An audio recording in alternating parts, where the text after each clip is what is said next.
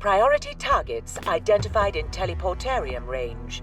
Decoded Vox transmissions and auger scans indicate high importance and limited combat capabilities. Neutralizing the targets offers significant long-term benefits. Here we are back in Inquisitor Martyr. I'm back on my favorite of the characters here. I've played them all so far. This is the Assassin Infiltrator. This is the pure melee class, dual wielding in this stance, and also can use a two-handed sword. For me, the combat with this character is the most fun, is the most engaging. It's the most fluid, and it moves around quite a bit. And in this mission, it's going to show how good it is in the straight hack and slash of Warhammer 40K. This mission, as you'll see later on, when I get this interesting little mechanic working where it's just pure hack and slash, and to me it's a lot of fun. Still taking damage, you know, not just purely just face rolling through stuff, although I did pick up some good gear on this character and makes its damage output pretty decent and survivability pretty decent. And with my new suit of armor that I have this really cool ability when I get into big giant furball melees that you'll see twice in this mission. But here we're looking at again the not so smart camera in the combat, just kind of getting in the way.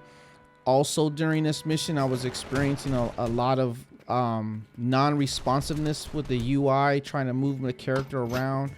I don't know if it was the map or maybe I was clicking on things, or I'm not sure what it was. There's a lot of instances where it just wasn't moving where I wanted to move, whether that was me or the game or whatnot. But there were some issues here. A couple times almost caused me to get killed, but not quite, like with this tarantula turret. But that was more on me than anything, trying to get that supply chest back there. So in this mission, this is a mission where I'm going to kill 3 marked targets, and later on you're going to see how, and I've ran across this a few times, how some of the missions will give you mission complete before, you know, everything on the map is killed, or even there's some elites that'll be left over. There I have word bearer chaos marines that are floating around, and the range leap stun effect here makes dealing with them fairly easy, even in one instance where I get involved with 2 of them. And I've learned that with the Infiltrator, the stun lock mechanic is something you definitely need to use when you have that ability. It helps dealing with large furballs, large packs of mobs that you can easily run into in this game, which I actually like. I don't mind that the mob spawns, or the way they path kind of brings 10-15 mobs into you at one time. Sometimes they take cover like that Chaos Marine right there was just doing. Although again, basically stun locking the Marine and keeping it in place where it really doesn't ever pose a threat to me. The one thing I wish that the game would show you, and I don't know if it's going to come in the future or not, is like you saw me fighting that Chaos Space Marine right there, the Word Bearer. I didn't know what debuffs I had stacked on it. There's no way for me to tell. Like right here again, there's my target. It's not showing me if it's stunned or if it has any debuffs on there. And right there you can see I use my AoE slowing ability, which has to do with my armor. Basically what it is, it slows all the enemy mobs inside and enemy projectiles. I think it was by 60% or 30%, something like that, and it increases my movement speed. It makes dealing with elites and champion levels who are in these furballs, it makes dealing with them a lot easier than kiting them around and trying to peel them off 1 or 2 at a time to deal with the ads before you deal with the elites, as you'll see again later on. So right here, this is what I'm going to trigger something that I haven't had happen to me in this game yet. This hell brute up here is actually not part of my mission. There's a warp gate behind it, and I go in here and I destroy this cannon because I noticed that the guards were repairing it, and I didn't want to come back and deal with it, repair, so I went ahead and made an opportunity to destroy it. And I was going to kind of kite away because I noticed that there was a lot of mobs in there. As you can see, I got 2 Space Marines there, including that hell brute that's back there, and the warp gate behind it. So normally what's been happening to me in the game is when I get close to a warp gate and trigger the spawn, that they'll spawn, and if you kite away from it, get out of a certain range, that it stops spawning mobs.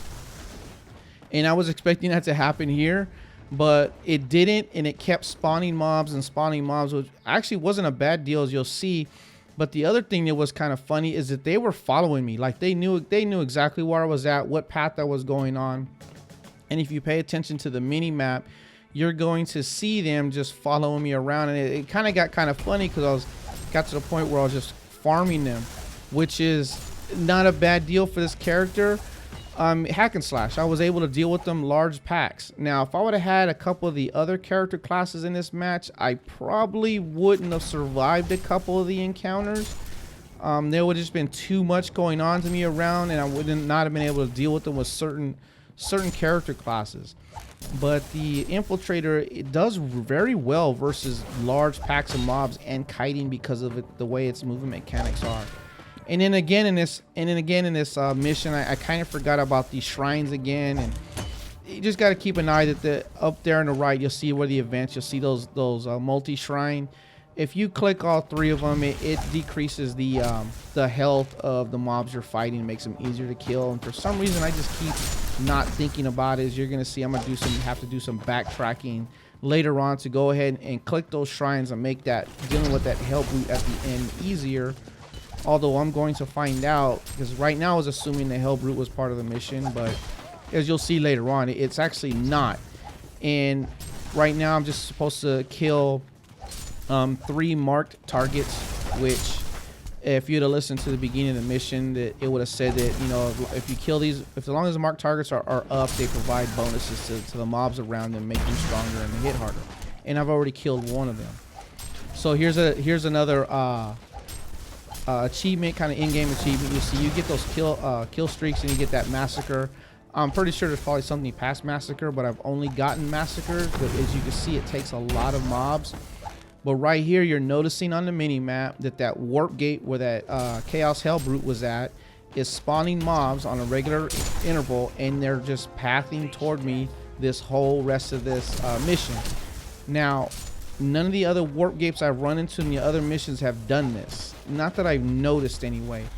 And I don't know if this one kind of bugged out or not, but if it's not, and it's just the way this mission works, I kind of like it. I just wish I think they need to come a little bit more piled up on each other, because sometimes you'll see that they get strung out and they're easy to kill. And it was a little bit of fun. It was like some good hack and slash going on. So right here, I decide that before I go back and deal with that, I'm going to go ahead and try and find some of these marked targets. And I haven't right now really started looking for the shrines, but I'm just trying to deal with the rest of the mission. So again, just picking up supplies and medical supplies for my injectors. I've already used a couple of those, and you can see on the left, now I have 12 doses of it, which is plenty. I mean, it works really, really well. And again, just with the Infiltrator, using the stun mechanic, leaping in, stunning targets, and a lot of times you'll kill multiple targets outright doing that. And again, you can see the word bearer right there, Space Marine, again was debuffed, but I can't tell on the screen or not when a debuff falls off. It just gives that initial little scrolling text off the side. And for me, I think, you know, that's kind of an important thing with some of the debuffs that can be applied with some of these characters. Even weapons change what kind of debuffs are going on. There's certain swords that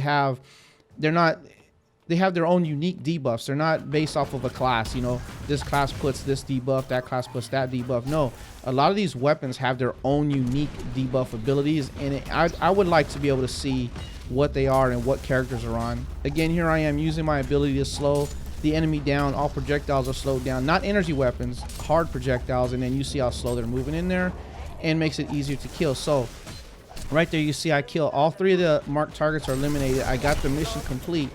But I know that Hell Brute and that warp gate is still up over there. And you know what? Right now I'm deciding, you know, we got some unfinished business. I'm not going to accept this, ready to leave this. And I'm going to go ahead and deal with that Hell Brute. And if you look on the mini-map, you'll see that warp gate is continuously spawning mobs, and they're continuously pathing straight toward me, which is kind of funny if you think about it. But it turns out to be a little bit of fun here. And right here, I think I was still just kind of heading back toward that Hell Brute and not really thinking about the shrines yet.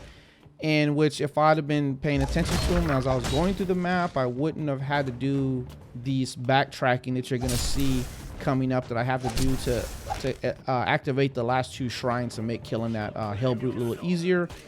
Although I think I probably could have took it down without hitting the rest of the shrines, is I didn't realize how effective that my AoE debuff is that I will activate on him later on when I get there. It's pretty effective. And you see right there, I actually took some nice burst damage. Some of these mobs, they do interesting, have interesting mechanics to them. I've noticed that some smaller mobs are just straight melee. That they get killed really easy. You can face roll them while they're in your frontal cone, but you, like these guys right here, you let them surround you and they start pounding on you really hard. The good thing about those is with this character is I have an AoE lightning attack that comes off the swords. It hits up to I think 3 characters within 6 meters or whatever, and it chains pretty good. Kind of like chain lightning for a shaman in World of Warcraft a little bit, except it doesn't have that kind of range, but it does pretty good damage in these normal mobs. It'll kill them outright if it bounces to them. And right here, so I came right back to where the Hell Brute was at, and I looked on a mini map. I'm like, you know what? I just took a lot of damage. There's a lot of mobs sitting there. You know what? Now I think I'm deciding, let me go find these shrines and knock the power of them down a little bit. And at the same time, I'm pretty much already know that these mobs are going to be pathing toward me and getting strung out a little bit because, some of them are faster than others, and it's going to make it easier for me to kill. But this mission would have been over already a few minutes ago. As you can see right there in this area, I was in the area already and completely missed this shrine. So just keep an eye out for them. There's the second one. There's one more left, as you can see on where it says events on the right hand side of the screen. And right there again, I don't know if it was me, I clicked on some weird places, but I was actually trying to click on a different place and just let my character go to it, and it kind of passed weird back there. That not that big of a deal. I already know I had mobs to deal with over here anyway. And what I haven't done in here is I haven't gone to my 2-handed sword yet, because actually the one I have equipped right now is okay. I actually get a really good drop in this mission that I'll probably start using the 2-handed a little bit later on in some other areas. But here the one-handers do really well. They have a high rate of attack. They deal really good with clumped up mobs. They do really good versus unarmored targets, and then being able to stun the armored targets like the Space Marine makes dealing with them a little easier than they should. And then I also have my personal void shield that I have on this character that I actually have 7 charges for right now. I haven't even used it yet because sometimes I forget about it.